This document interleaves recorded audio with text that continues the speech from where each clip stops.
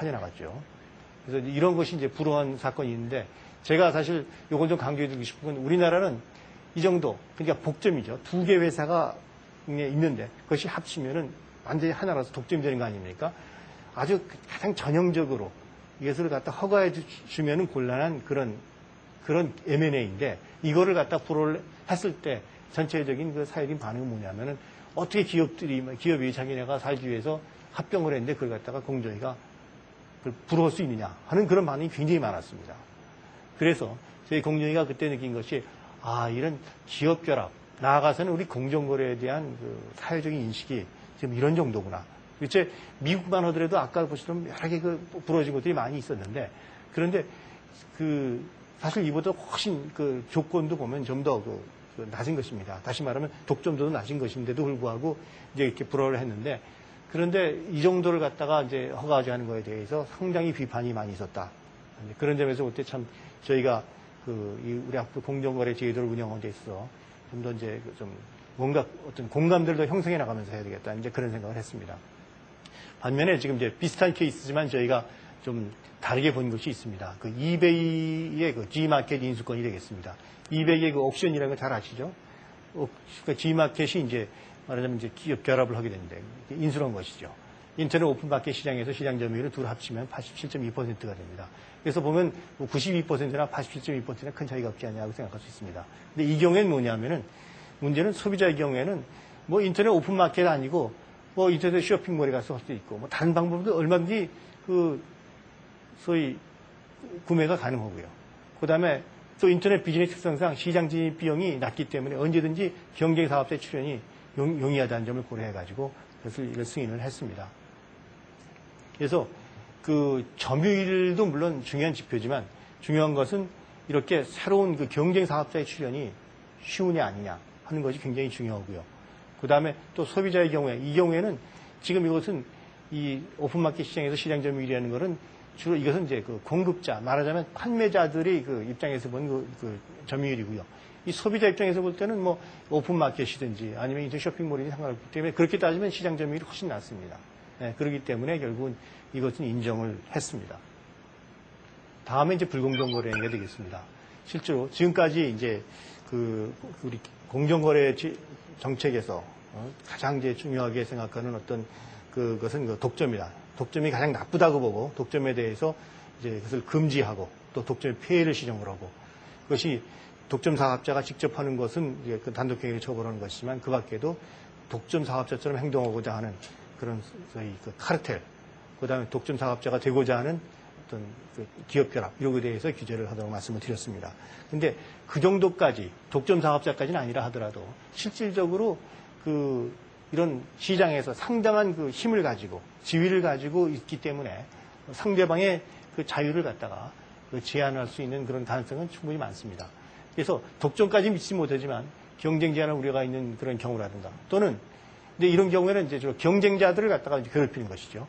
그 다음에 이거는 거래를 하는데 거래 상대방에 비해서 상대적인 훨씬 힘이 세기 때문에 상대방을 갖다가 이렇게 말하자면 불이익을 주는 어떻게 착취한다고 그럴까요? 착취적 남용이라고 하는데 이제 그런 경우가 있을 수가 있습니다. 그리고 또 상대를 갖다가 이렇게 기망하는 경우가 있습니다. 그래서 상대방이 올바르게 선택할 수 있는 것을 갖다가 방해를 하는 것입니다. 이런 경우를 이제 불공정한 거래 행위로 봐가지고 또 제재를 하고 있습니다.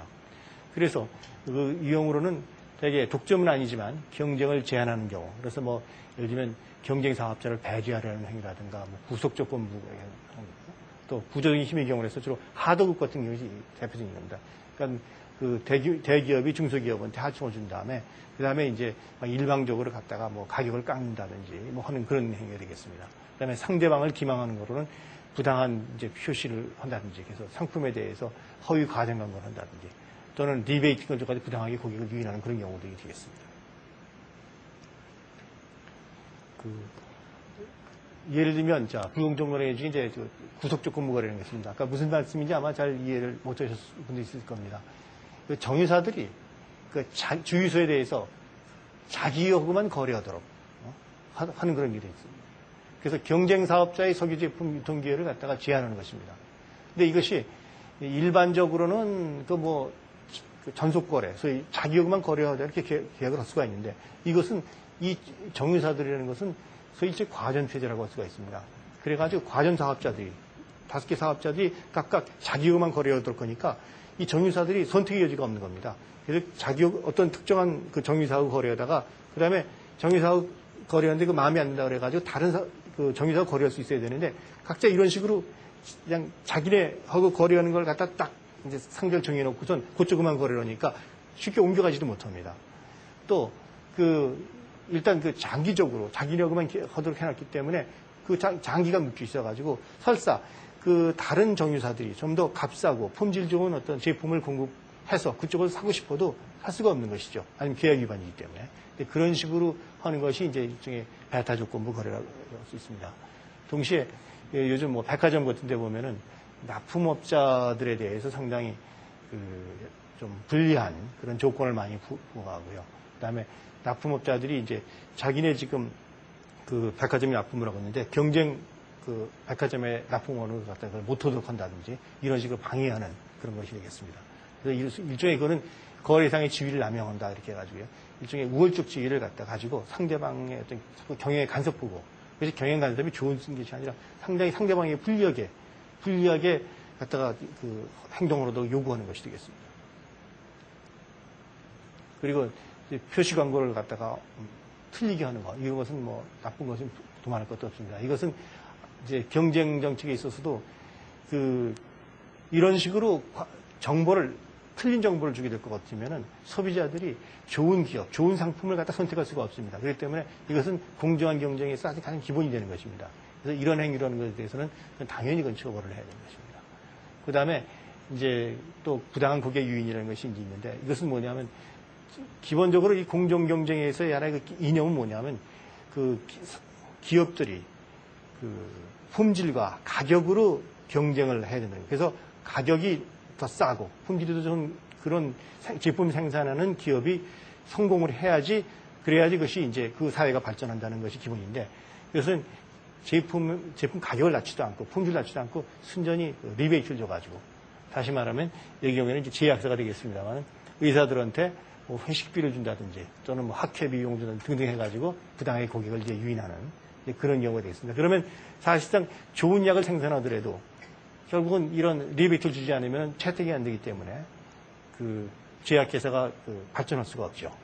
그래서 이런 거에 대해서도 이제 저희가 조치를 하고 있습니다. 예, 이제